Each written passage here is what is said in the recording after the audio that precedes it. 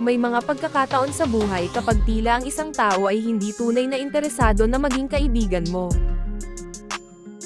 Kung may nakilala kang bago o mayroon ng kasama na tinuturing mong kaibigan, may mga pagkakataon hindi ka sigurado kung ganon din ang turing sa iyo.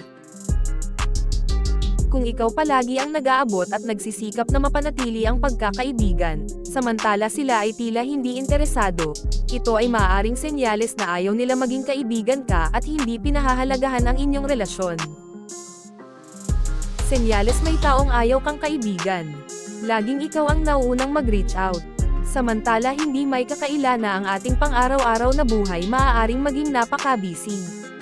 Maaaring ito ay isang warning sign kapag nakita mo na palagi kang kailangan gumawa ng first move sa isang dapat na kaibigan, kahit ito ay phone calls, text o emails. Pinag-uusapan lang nila ang kanilang interes. Kung nararamdaman mo na ang pag-uusap ay one-sided at hindi sila nagpapakita ng interes tungkol sa ano ang nangyayari sa iyo, kung gayon, maaaring ito ay isang senyales ayaw kanila maging kaibigan.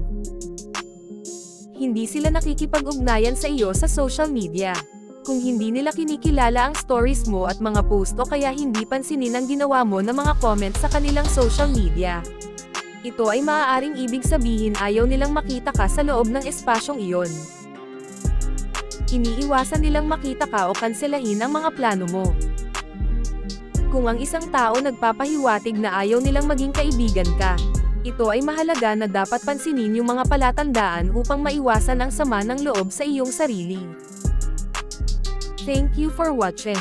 Subscribe, like and share.